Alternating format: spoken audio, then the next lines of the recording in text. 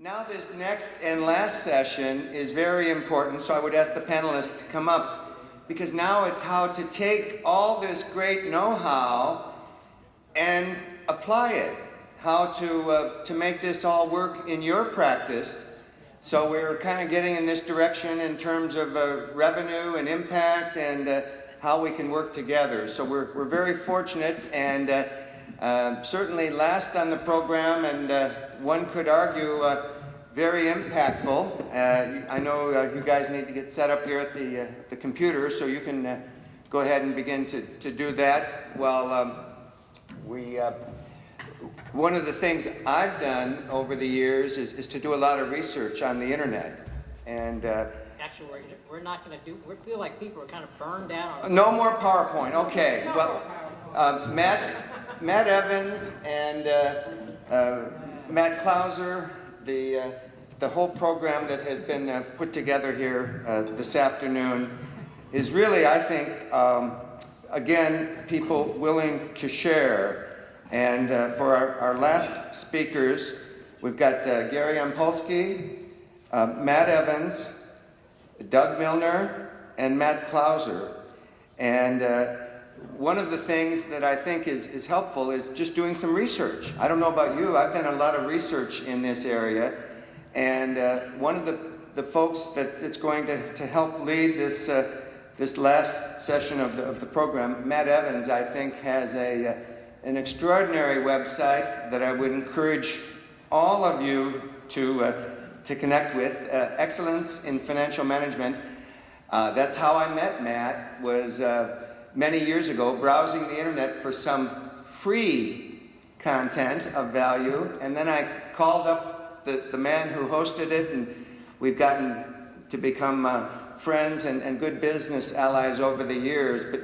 But now, taking all this good know-how and being able to put it to use. So for this last half hour, or the last hour rather, pay close attention, because I think this is how you can pay for the whole trip and a whole lot more as you get back home. So without further delay, Matt, please. Yeah, thank you, Mike. Okay, and once again, thanks for sticking around on this last session of the last day of the conference. I really appreciate that.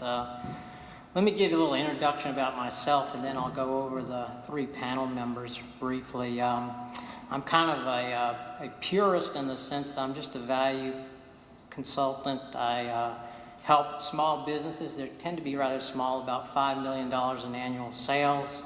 I'm somewhat of a generalist in the sense that I wear a lot of different hats and cover a lot of different functional areas. I've been trained in so many different areas, I think I've lost count. I've been, a Six Sigma Green Belt, certified business analyst. I've been trained in competitive intelligence by Fold & Company in Boston, business intelligence at Villanova University, J.L. Kellogg Graduate School in Marketing, etc. So it just goes on and on and on, which may not necessarily be the best way to develop a value growth practice, which is one of the things we want to discuss with the panel members today in this last session. Let me talk about the panel members and why I selected you guys.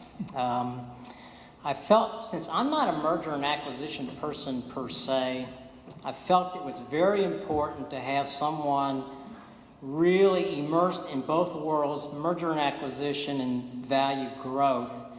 And I really wanted somebody who's kind of working both ends of the candle, kind of working the ecosystem. So they are literally, their value growth practice is feeding their M&A practice. So the very first person I reached out to was Doug Milner.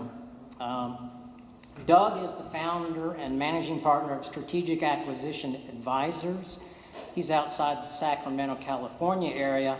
And the thing, Doug, I liked about you was that you have 20 years of experience, but what Doug is doing, he's building his practice internally within his merger and acquisition practice. And so over the last about 6 years, he's built this value growth practice. And a little bit unlike me, as a sole practitioner, I'm always grasping at different tools and things outside my practice. And I think Doug has actually built his kind of infrastructure internally and maybe has even branded it as EVO, Enterprise Value Optimization. So I thought he'd be a really good person to put on this team and this session. And then I needed somebody who I think of as maybe the quintessential value growth consultant, because I don't want to sit up here and do all the talking. I want these guys to do the talking. So I asked Gary Ampulski to join the team here on this session. And the reason I like Gary, and I think of him as kind of the quintessential value growth consultant, is if you go back to the first session that we had, the MMA track on Tuesday morning, if you notice there were two guys there, and they were Marines. They were operationally focused. And then if you notice the moderator on the value creation session yesterday is a Six Sigma black belt. I'm a green belt. So one of the things you notice is some of the better, not necessarily, but I think some of the best quintessential value growth consultants have very good process operational knowledge. So in Gary's case, he's been basically an operating executive who touched across a real wide swath, everything from like startups, internal growth, corporate development, turnarounds, M&A transactions, and then if you couple that with the fact that Gary is very well educated, which I think also adds to the a really good value growth consultant. I think you got a BS, an MS, PhD in physics, and he's got a couple of professional certifications to go with it. He's a CMNAA and a certified exit planning advisor. And by the way, the name of Gary's firm is Midwest Genesis. He's in the Chicago area. Okay. And then finally, I needed someone to kind of plug some gaps and really have their foot hard in the M&A world, but also the value growth world, because a lot of issues are kind of on the sell side, and that's kind of the choke point in this. And that's kind of why I wanted Matt Klauser on the team, kind of round it out. Because one of the things, if you notice also, that first speaker in that first session on Tuesday morning, he also talked about, he said, you know, what I really do is I'm literally trying to identify these value gaps and plug those gaps. And that's kind of what Matt Klauser is about, especially on the sell side. Matt he's a senior managing consultant, BKD, a national CPA firm. And some of the things that Matt's dealing with, he's providing guidance on structuring and negotiating letters of intent, does a lot of due diligence work, things like performs networking capital adjustments, and completes the sell side due diligence to kind of expedite the sales process. So that's a little bit of rationale as to the team that's up here, and I wanted to kind of mash up different people with different viewpoints from my own and just see how we can build and grow a really good value growth practice. And also, I want to put a bookend on something that has come up throughout this conference. I think Harvey Strode, he moderated our first session. He mentioned 90% of the companies are not market ready. I think Carrie Sauls moderated our second session. She mentioned some of the issues. And Mike Knowles touched on it. Everybody's touched on how enormous this problem is and why I think it's so important for all of us to really become value growth consultants. And I was intrigued by a comment Mark Cuban made this year at a conference. And he tends to be rather outspoken. He's rather opinionated, but he tells it like it is. And they asked him, what do you look for when you invest in a company? And he said, one of the most important things I look for, I want to invest, and this was his exact words, obsessed with growth, not obsessed with trying to sell yourself. Because I don't have a lot of time. And I want to spend my time where the success rate is the highest and not where the success rate is the lowest, okay? So that's why I would compel you to consider becoming a value growth consultant, okay?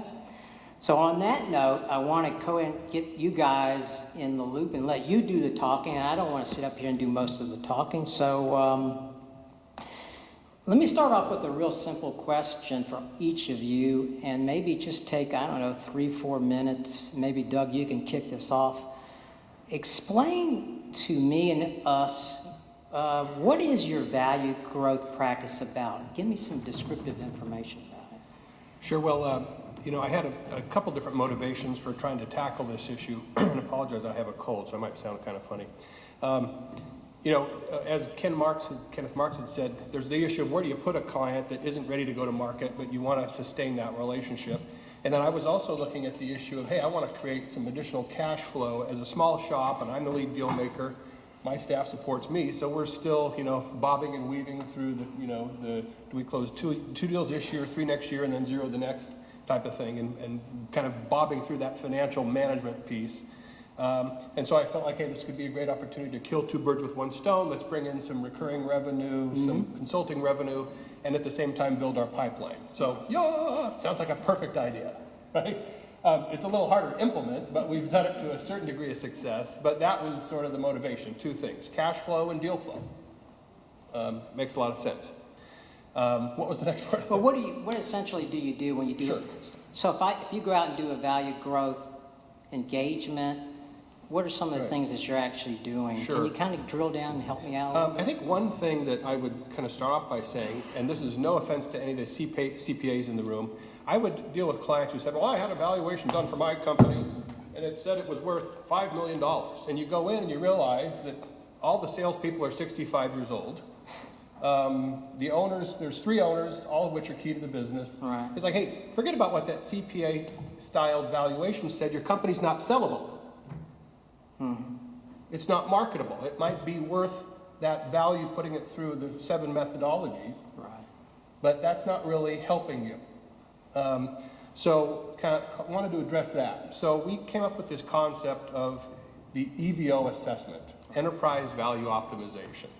And what we say is that's a valuation on steroids. Okay. So we're going to do a similar to a CPA style valuation, but we're going to look at all the other aspects of the business that are going to be either value depressants or value drivers. Okay.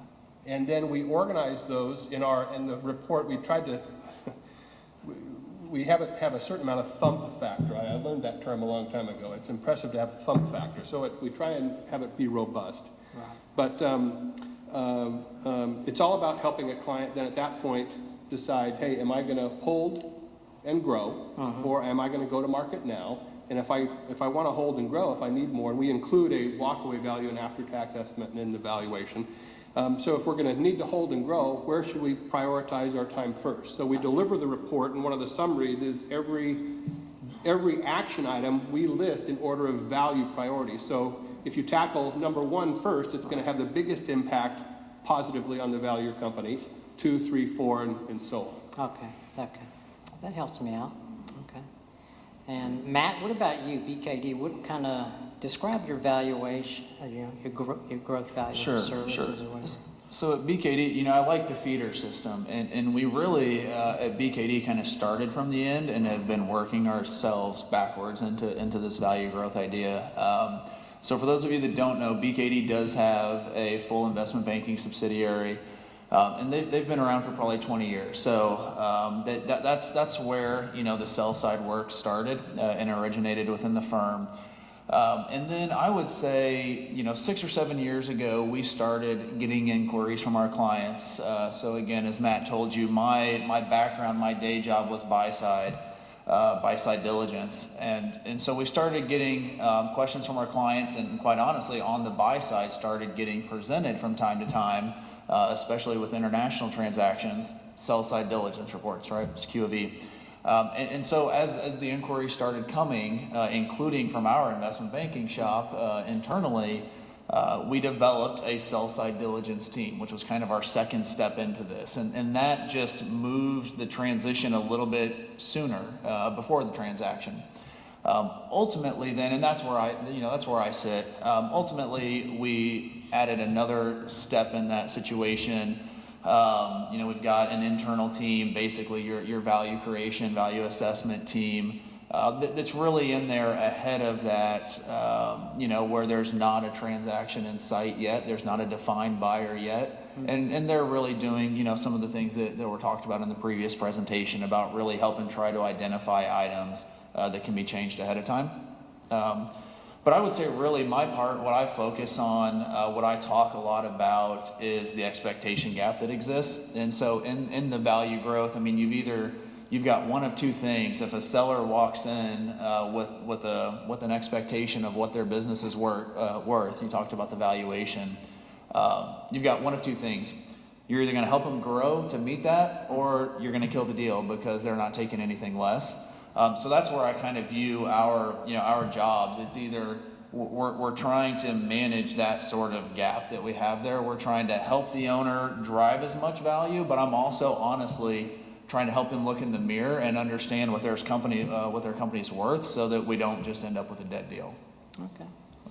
And Gary, describe your value growth practice. Yeah, first of all, I appreciate the opportunity of being here. I think that this is a great learning process for all of us.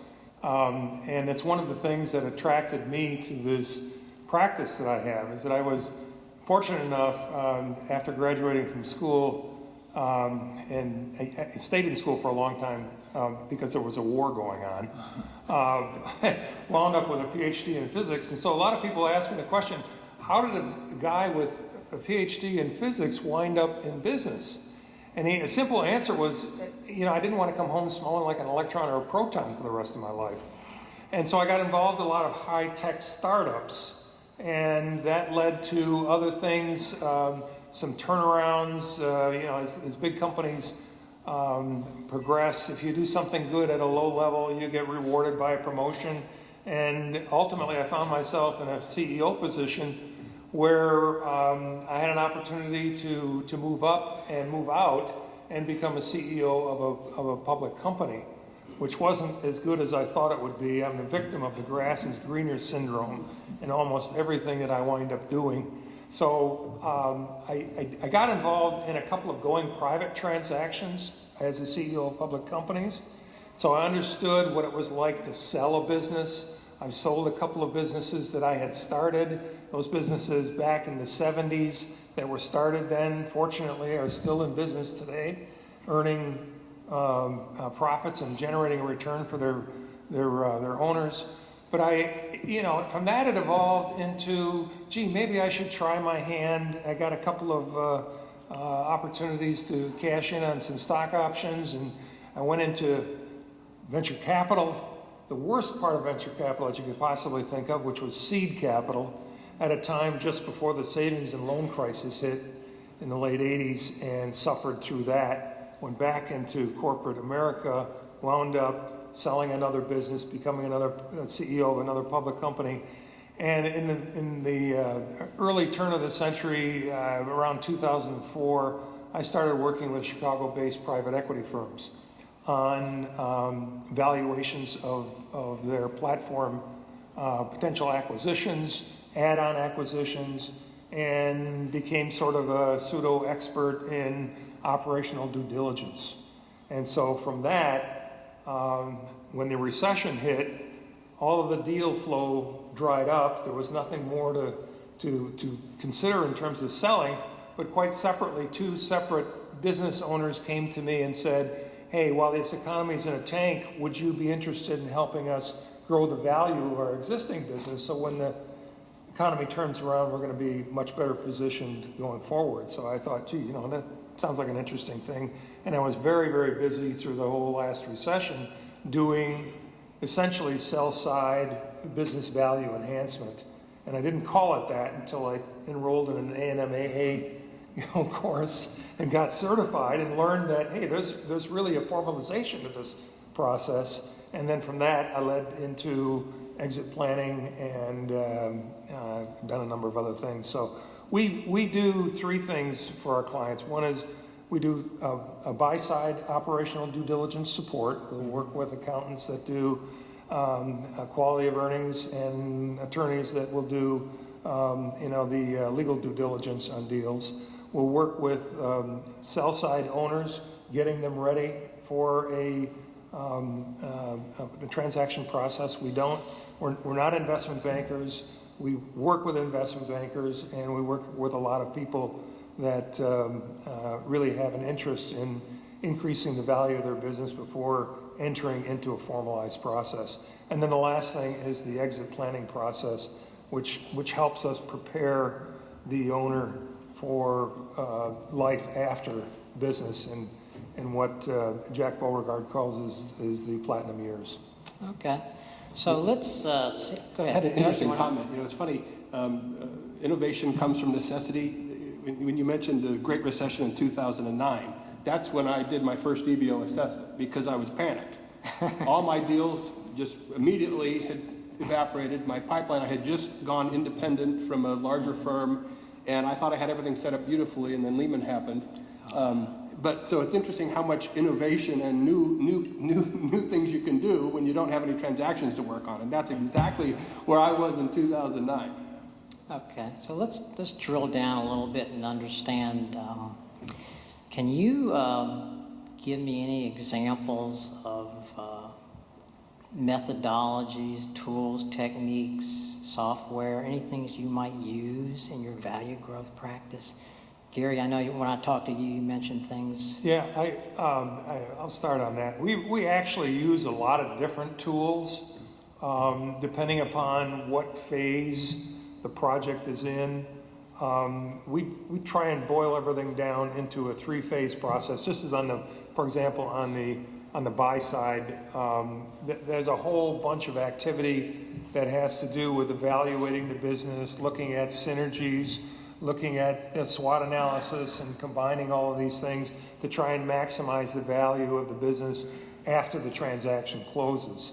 But on the sell side, we break it down into 3 components. We do an overview, which is a 20,000-foot assessment, and we use a tool that's commonly available. It's called a sellability score, but it comes out of an hour-and-a-half interview with the owner.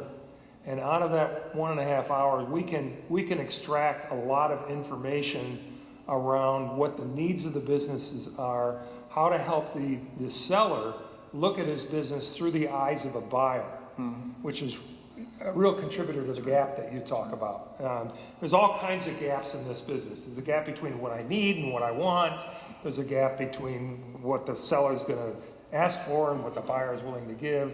And the more education we can provide, the better we have as a chance of narrowing that gap. And we charge about $2,500 for that initial assessment. And it's a 1-week kind of activity that, I think we'd love to do those all day long because there's a process involved and it's very structured and rigid, and we can automate the reporting and so forth. Beyond that, if a buyer wants to go on, and then we do a deep dive. And with that deep dive, there are a number of tools out there. The biggest one is one that we use a lot of benchmarking.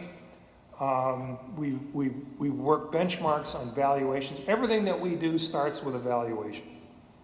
And valuations vary all over the map depending upon what the owner motives are.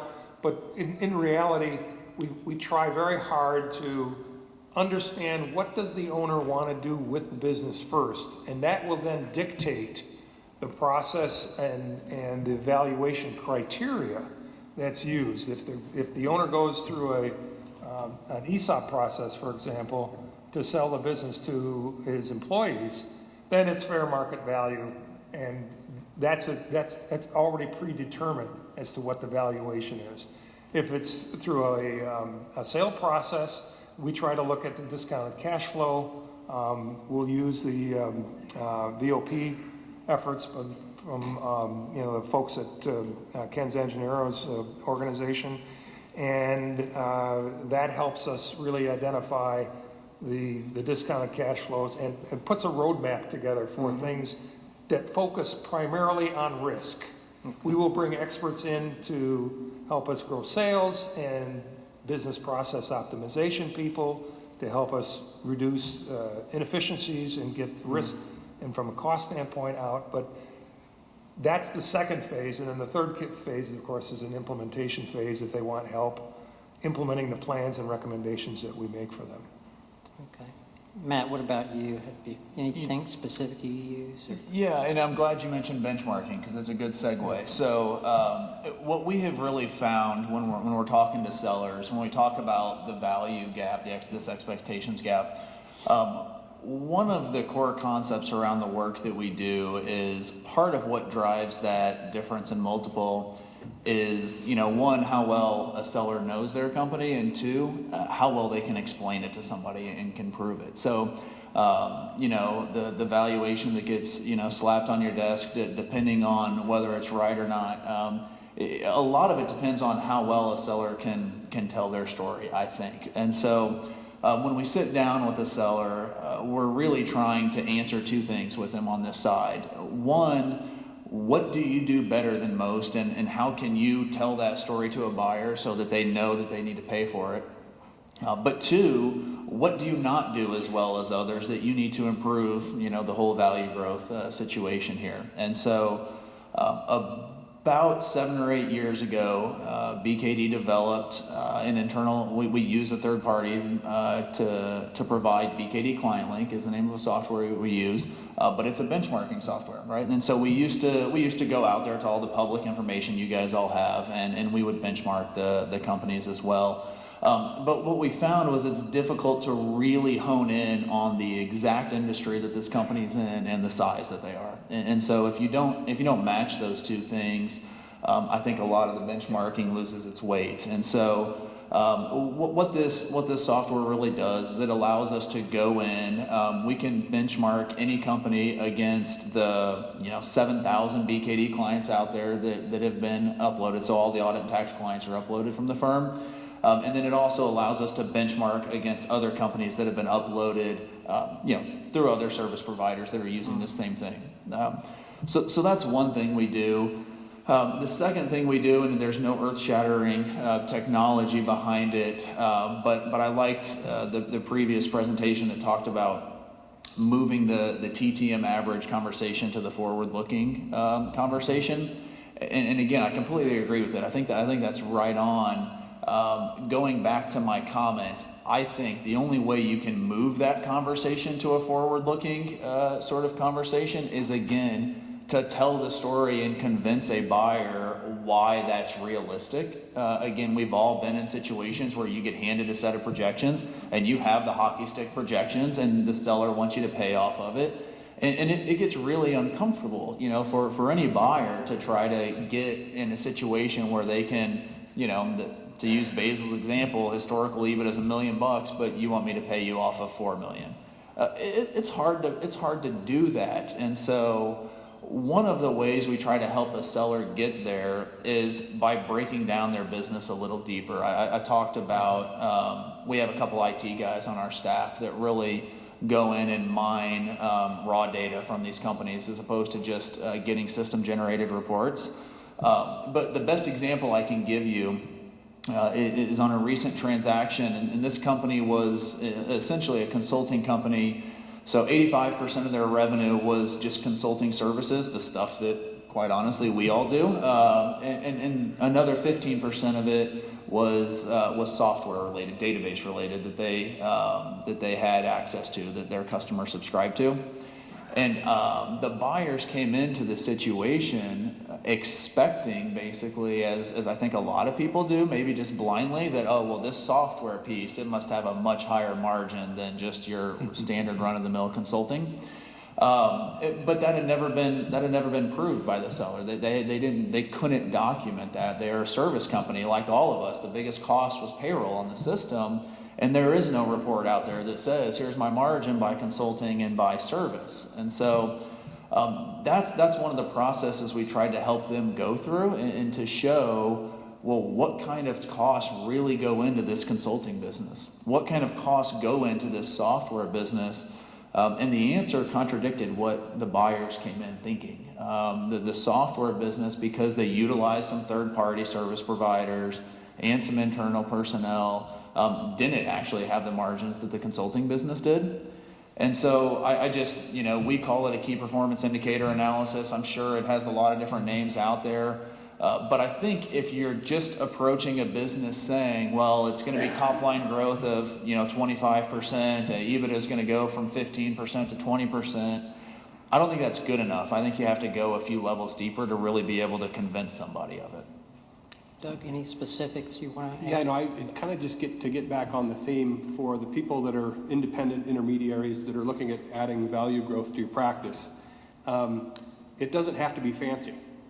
I mean, it's just doing it, because what you're doing is you're finding a point of entry to that client 3 or 5 years in advance. So there are some off-the-shelf tools that if you don't want to create your own, I haven't used them because I have my own, but I know that they're fairly reasonable in cost, and they're certainly better than nothing. So what I would say is, again, if you're here wanting to know, what do I do to create a value enhancement piece in my practice, start simple, look at some of the off-the-shelf things. We have created our own product and our own tool, but anybody that has been an intermediary for a number of years, what kills deals. You don't need a tool to tell you what kills deals. You've all had deals that have died, and you all know exactly why. You don't need a software to know that. And so at that point, you can, just based on your own track record, you can consult with a client. I decided to create a report and called it a branded name. You don't need to do that. It's just about finding your own way to get in, and you look at your own price points. We charge $20,000 for what we do. Sometimes I think it's expensive, and other times I get done with one and I think they should be $50. And that has to do with the client. But, pick your price point, but the whole concept here, I think that we're trying to express today is, if you're banging the phone and saying you're an intermediary or a broker, whatever you call yourself, investment banker, and I want to sell your company, you're going to get hung up on 99% of the time. And I'll tell you what, when you call somebody, or if you meet them socially, or you're at the Rotary Club, or whatever you do, and you say, well, I am an M&A advisor, but what we really do is we really help people create more value when they're ready to sell, whether that's 3 years from now or 10 years from now. That immediately takes their defenses down, because you're not a broker trying to get a contract to sell their company. What you're saying is, I have a solution. I can help you. Mm-hmm. I'm not trying to get you under contract today. I have a methodology where if you're not ready to sell for 10 years, if you start working with me now, I can assure you that you're going to get a better outcome. And the other thing I would say is, we sell it all on ROI, because we've looked at, a lot of the private equity seminars this week that have been great, and they talk about culture and things. One thing that has not been successful for us is when we want to help people with their people and their culture. For whatever reason, the soft, fluffy stuff, they don't want to spend, and that could be just the types of companies we're talking to. But when I say, hey, we're going to do an EVO assessment for $20,000, and if it's a small type of company, and it's $1 million in EBITDA, and we get you one extra turn, you just earn 50 times on your money. Yeah, good ROI. That, when you sell it based on an ROI, we've had much more success, and so that's the only way we sell it. It's all about ROI. You want to make 50 times on your money? Pay me $20,000 to get into your business and tell you all the things that will dilute value. So that's what's worked for us. Okay. And Gary and Doug, they touched on pricing. Matt, do you want to touch a little bit on pricing while we're at it? And we're probably a little unique in this situation, in that, or at least unique compared to these two, because the benchmarking software that I talked about, that's just something we use. That's not something we sell. So that's not something I put together. That's part of the work that I do. So we don't have a fixed fee for here's the solution and here's the cost or anything like that. We talked before about the monthly retainer. Again, I'm not an investment banker either. So they have their own fee structure. Mine is based on an agreed upon scope and basically hourly rate. So it really is, the gentleman asked before, well, how many hours do you spend doing something? And again, I've had the sell side work where I spent 90 days with the client and we were in and done. I've had them where I spent 1.5 years with a client, consistently month over month over month. So it's impossible for me to come and say, here's the fee for the engagement, but we do, kind of build that up the same way we would on the buy side. Okay. What about capabilities that you think are critical for someone to really stand up a successful value growth practice? What kind of capabilities? I know, Doug, you're talking about HR as a soft point. I noticed when I went to your website, you had an HR person. Or is that a Human critical capital person, Is that right. a critical capability? I have evolved this part of my practice over time, and I sit and I hear other people in some of these, and I think, God, I got a long way to go. Right. But we have done some good things. One of the best things that I did was I actually partnered with a local management consulting firm. I don't come from any sort of a management consulting background. Mm-hmm. And so that's really not when you talk about hourly and things, that's just not how I've lived, how my world works. So I did do that, and that has been helpful because it's sort of the extra hands on deck so that when we have an EVO assessment project, we hands off certain pieces of that. I still am very involved, and I want to get less involved in it. But for those of you, again, in the audience that are looking at doing this, look at some of the other practitioners in your market that are management consultants, because they're going to bring a lot to the table that you would never bring.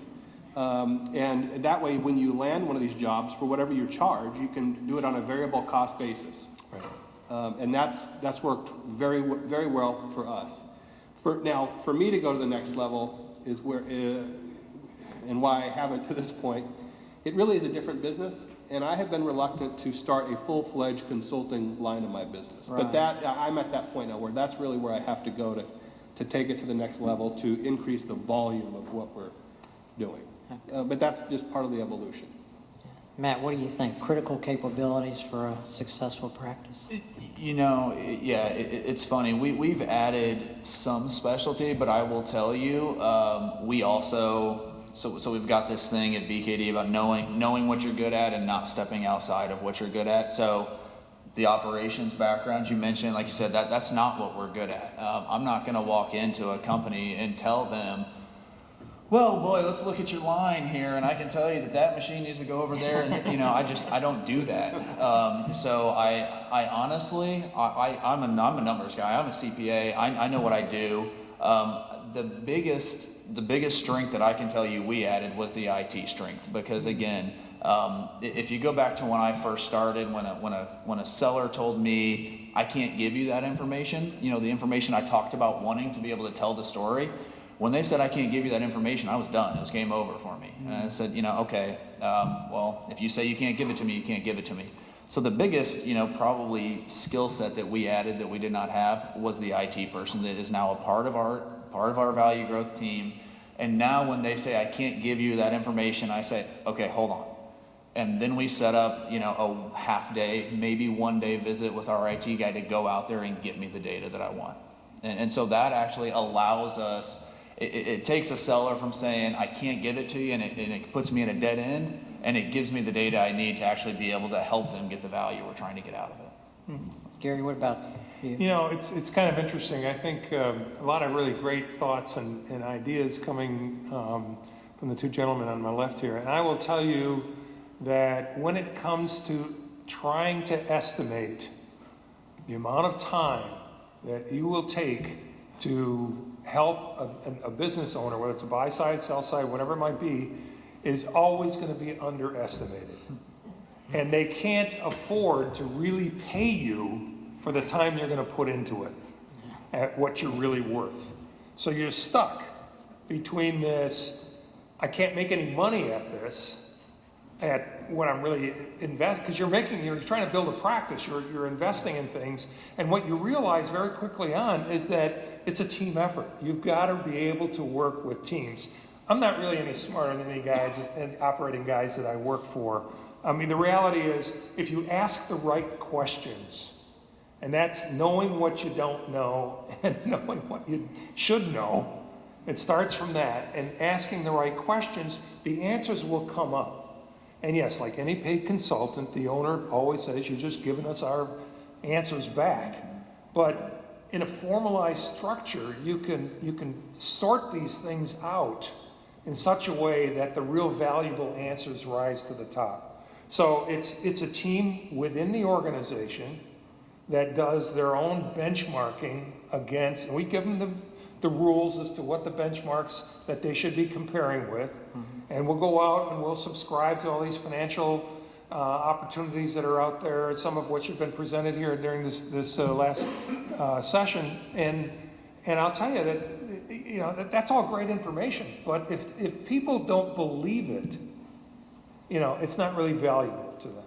And if it comes from them initially, they're going to say, aha, thank you for helping me structure it. You made my complex problem sound simple, and I don't know why I didn't think of it that way earlier. Okay, and it's outside members as well. I mean, we work with financial planners, tax and legal advisors, real estate folks, insurance guys, and they're all interested in follow-on business. One of the most interesting relationships that I've got is with a firm that you would never suspect would be interested in business value enhancement. It happens to be an executive search firm, because that guy is interested in building a deal flow based on succession planning. And that generates lots of revenue for him. And especially if we go in and he'll bring me a client and we'll work together on this, and he'll say, we have to build this team, because one of the big risks that a buyer is going to see is the lack of management depth. Okay, so that's a huge issue, and there's partners like that all around. Gary brings up a good point, though. You're not going to get rich doing this unless it was, something where you were full. It pays bills, so the cash flow piece, at least the way we do it, makes sense. But you always end up, and that's one of the frustrations of when it gets to my desk and I take it from 80% to then getting it 100% deliverable to the client. That's my role. Yeah. You always end up putting more time into it than you're really getting. You're not getting paid what you're worth. But again, the end game is that you're getting future success fees. And so that really is what it's all about, but it will help you pay some bills along the way. Okay, so in the remaining 10 minutes or so we have left, let me ask one final question, which I have struggled with, and that is, how do I market and sell this service? How do I convince business owners to do this? Any bright ideas that can help me and other people out to sell this service? Doug, do you upsell, Doug? Yeah, we're just opportunistic with it. Yeah. As a part of our normal sale process in the transaction business, it's really more about when we uncover a client that isn't ready, or that has a peaked interest. We talk about all of the suite of services we provide, one of which is the value growth. And that's where I say, one of the key things for us has been that gets your foot in the door for a lot of companies or CEOs that just aren't willing to talk to you. They don't want buy-side advisory, they don't want to go through acquisition, and they're not ready to sell, but they want to grow the value of their company. So again, that's one of the other pieces that's important. So we're more opportunistic. Taking it to the next level, like I said, we're at that point again, okay, do we hire a dedicated team and do we market this independently? That's kind of the decision point that I'm at in my practice. Matt, how do you market the service? Yeah, so for those of you who have received case studies from BKD, I'm sorry. But that's how we market the service. It's like Doug said, I mean, we slap evidence right in front of these business owners that say, here, let me give you an example of somebody else just like you, right? Because you're right. I mean, we're just consultants up here, and we cost money, and people don't want to spend money as business owners. I get that. What they're willing to listen to, though, is tell me about somebody else who was in my situation and how they benefited. And then all of a sudden, it's not a cost anymore. It's a value. So if you're at the very beginning and just forming this practice, then by default you kind of have to use industry information and say, well, here's the value to you as a seller. But I mean, as you start to kind of build that, you now have a library where I can go say, hey, here's an example of a company we worked with in your industry, and here's what their problem was. And they didn't think they needed phase 1 value assessment from us. And they didn't think they needed phase 2 sell side diligence from us. And they called me once they had an LOI from their buyer.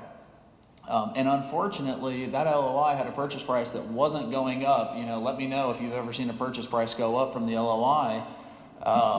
And one of the things that they completely overlooked that comes out in this whole process is that they had just started a new product line about 9 months before the LOI was signed. And for those of you who have started new product lines, you know they are not ramped up 9 months after you start them. Not only do you not have a full year included in there, you're nowhere near an annual ramped up level.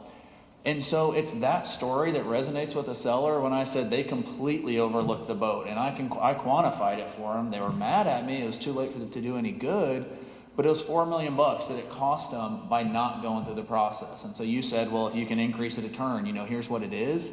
To me, it's case studies. It's having that ammunition with you to say, here's somebody that's been in your example. Here's the dollars that they left on the table by not doing this. The previous presentation said perfectly, most sellers leave so much money on the table and they don't even know it. This was a prime example. They just looked at me with the deer in the headlights looks when I told them about this. So it's building your ammunition of case studies and being able to find something that relates to them better than we relate to them. Gary, what about marketing? Yeah, I think that the whole case study thing is absolutely essential to get recognition and the beginning of credibility. I think another thing that would be very helpful for anybody interested in getting in this business is to get out and learn with someone else. I think that if you can do that and get some articles published in various trade journals, those are ways to get some visibility. And I think marketing is the toughest thing that I had to face in this business. There are two pieces to success here. I think relationships, this is a relationship business, right? It's those people that have got them are so protective of them that they don't want to share that with anybody else. And yet those people that have the relations quite often don't have the ability to execute. So I'm going to make you an offer, all right? I would be happy to partner with anybody in this room who has got relationships with companies that are over $10 million in sales and are generating a reasonable profit. And I'll work with you in your relationships. You can continue to manage that relationship and keep it as close to your vest as you want. And I'll be your execution partner. And I'll take all these tools. I'm the one. Yeah, I'll take all these tools that we have worked on. And by the way, you don't have to do this as a lifelong experience. You may only decide you're going to do it as a couple of times until you get comfortable enough where you want to invest in the software, you want to invest in the process, and by then you'll have some experience of having done it a couple of times that you'll decide, this outsourcing of the back end processing stuff is not a bad idea because I can go out and use my relationships and do more of this.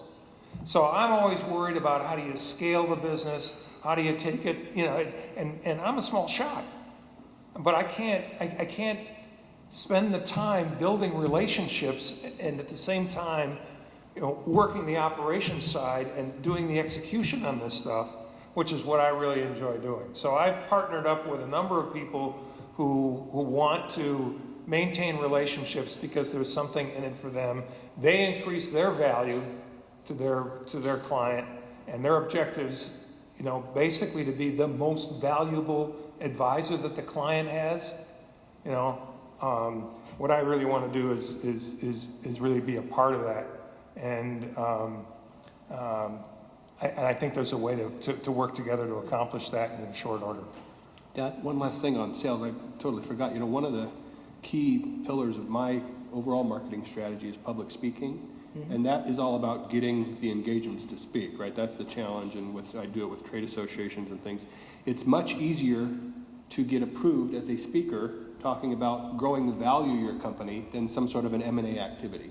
Again, people are much more receptive, trade associations are much more receptive to you going and talking to their members about how they can improve their company than, hey, if you ever want to sell. That you're never going to. So that was one key piece. That I like that. Good point. Helpful. I don't know if we have time for questions, Mike, or not. Last minute question. Any questions from anybody? Ideas, comments? Yes, sir? In my experience, talking to business owners, if you have some operating experience in that industry, or if you've been a service provider for those verticals, I think that creates a lot of immediate credibility. Then you can talk about value enhancements. Otherwise, a business owner almost always thinks they know more than you do, unless you have done something. In your case, you were a CEO of a public company in the past, so you can go and talk about that, especially those industries. So, are the value enhancement tools you're talking about, are they just cross-sector, generic, or do you have industry-specific approach to it? And in that case, do you take someone with you from that industry to add additional credibility? I know you talked about management consultant. Is that an industry consultant? Yeah, the tools that I use are typically focused on either manufacturing or business services. And those are the only two verticals that I mean, those are very broad verticals, but those are the ones that I typically focus on. I don't know, you guys probably have different verticals as well. First of all, the CEO does know the business better than I will, no matter how much time I spend with them. But I think the thing that we probably bring to the table is what I know better than them is how a buyer is going to look at them. So they know their company, and I don't ever want to pretend to know their company as well, or even their industry as well as they do. But I am very familiar with how a buyer is going to look at them and judge them. And nobody likes to be told their baby's ugly, but unfortunately, if it's going to be told, you better get ready for it. So that's really what I think we bring to the table. Absolutely agree. We do. My team is about 25 people, and we specialize in industries because people want to know that you're experienced in them. So we absolutely do specialize. My asset, I guess, in my situation is our team's only 25, but I'm part of a much larger firm, so I've got 2,500 people that I can call if I need to. Doug, any comments? I would say yes, they do have to be customized, and ours is pretty generalist, so that we'll have anywhere from 10 to 15 areas of the business we look in, and look at kind of 90 to 100 different points, and then we shuffle that based on what type of company it is. So if it's a manufacturer, we're going to look at certain things that we're going to not look at if it's a business services company. Okay. Anything else? Anybody else? If not, I think that's it. I guess, Mike, do you want to do some closing remarks? I'll turn it over to you. Thank you, Matt, Doug, Matt, and Gary. This is some of the things that were said today. I think were so revealing, because all of us in this room recognize there's a fundamental market need of grand proportion here. Everybody knows that there's a lot of other groups out there. There's at least 3 exit planning, transition planning groups. There are many executive coaching programs, thousands of management consultants. Many people get confused because they look at certain CPA firm websites and they talk about the ability to do this impact and create value.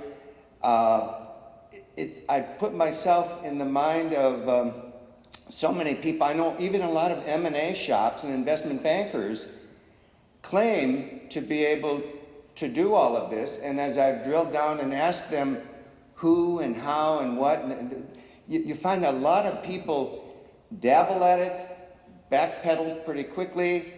I think, as Doug said, it's probably easier to get a speaking gig if you're talking about value and growth with the trade association than you are in sale M&A, because what trade association wants to see their members be sold or go away? I know we don't. We want to keep you. We want you to grow. And that's really where I mentioned earlier this whole question of help me, help us, help you. That's really where we want to go. We've organized a group we call the Mid-Market Alliance, and it's to tackle this fundamental issue, because This is a tough one. When you step back, we've been talking about this and working on this for years. We're not at a dead standstill because people are implementing, they're working on a project-by-project basis, on sort of an ad hoc basis. Oftentimes it's regional in nature because it's close and convenient. So the client may not end up with a world-class best of breed, but it's someone local.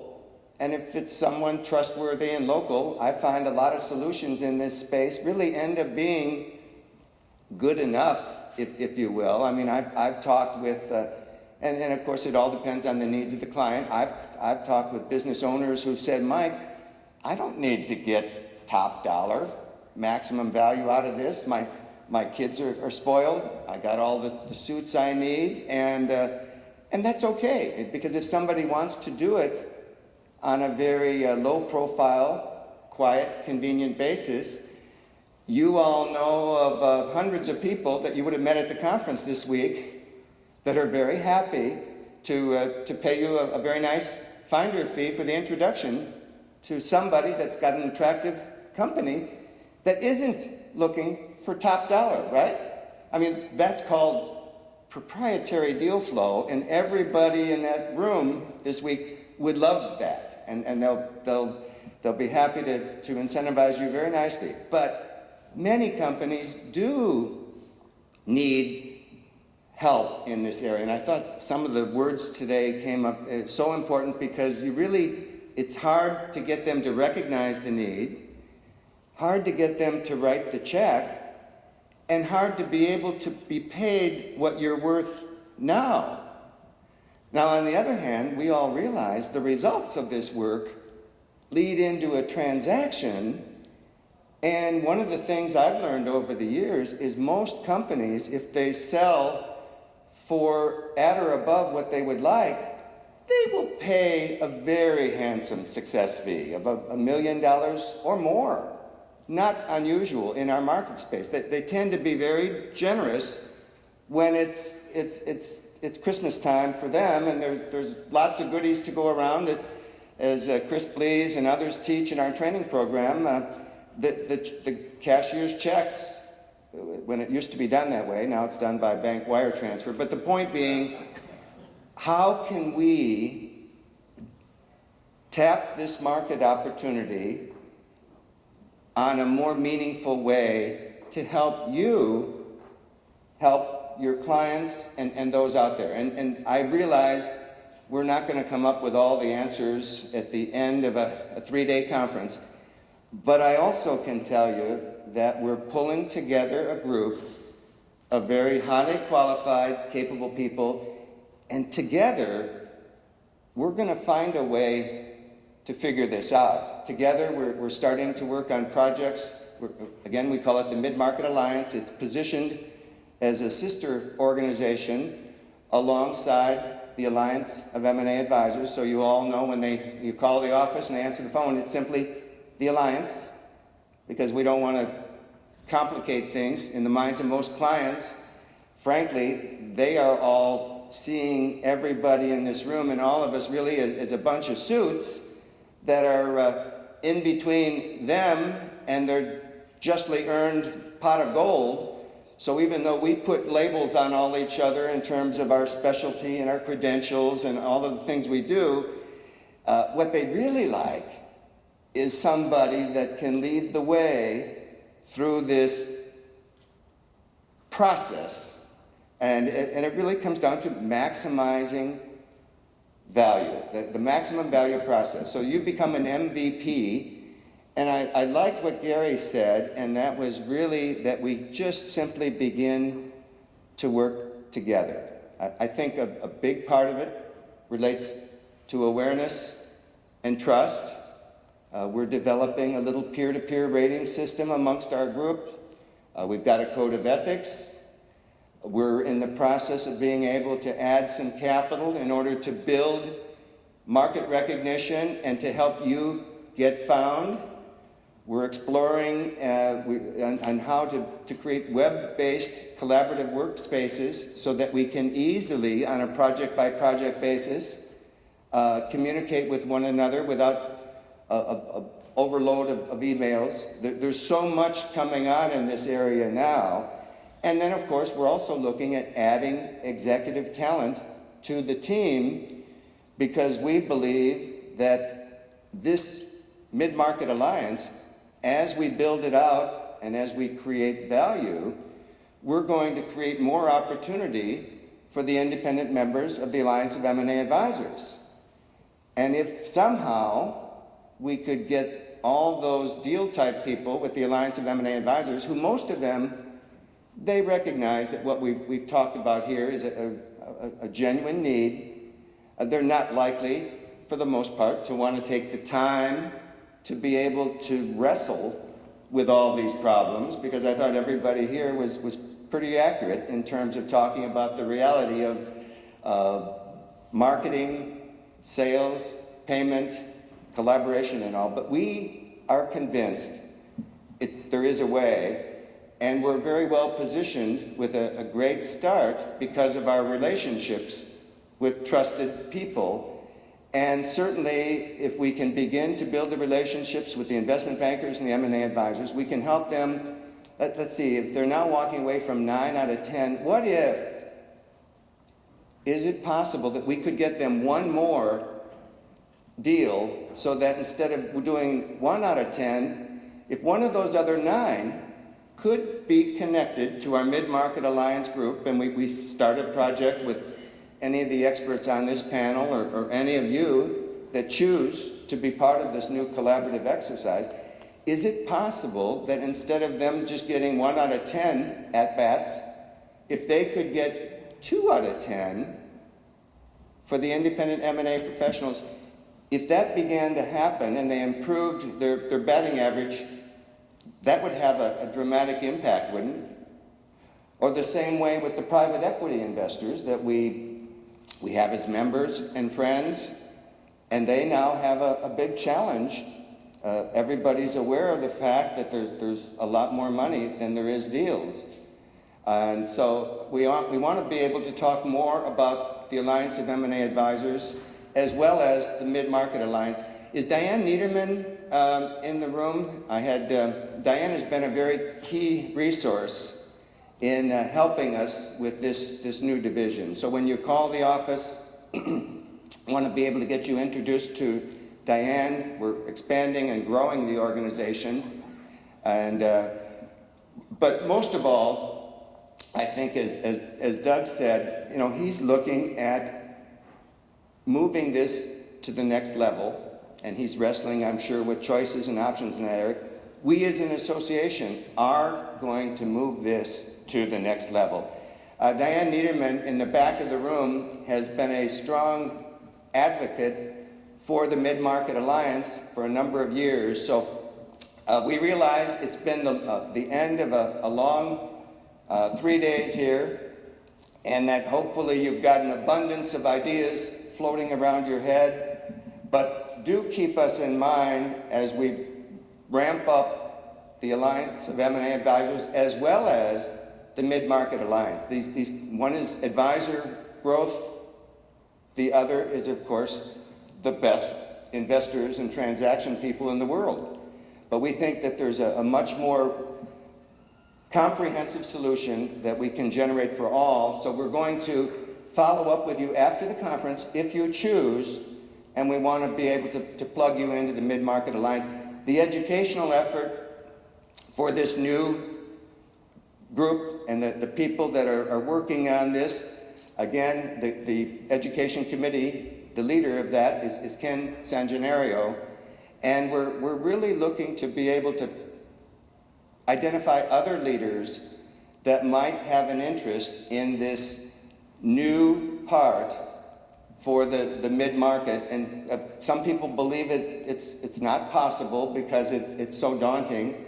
But they said the same thing when we started the M&A Association 16 years ago. They said, Mike, there's lots of other M&A groups, lots of other ways to do this. What makes you guys think that you're going to build something special? Well, the only thing we know is through the wisdom of the crowd, collective intelligence, peer-to-peer capability, I think we can do anything. So we're thrilled that you've hung in there over the long haul. We hope you decide on how you want to move it to the next level, and that you're willing to work with us as we do it together. We're big believers that together everybody accomplishes more. And not everybody sees it that way, because we are a very open source collegial group. But we'll follow up with you on the Mid-Market Alliance. Please do take the time. There, thank you, Diane. Diane is in the back of the room, so any interest on the Mid-Market Alliance, please give her the card. And also, give us the evaluations from this conference, because we need to be able to get your thoughts and ideas. Starting on Sunday, Mary Lou and Kristen fly down to Orlando, and we begin all of the specifics for our conference come mid-January in Orlando. A lot's going to happen over the next 6 months. Hope it's all good for you. Travel safely, Godspeed, and thank you for being part of our growing community. And please help these guys with another round of applause. Thank you. Take care. See you in Orlando.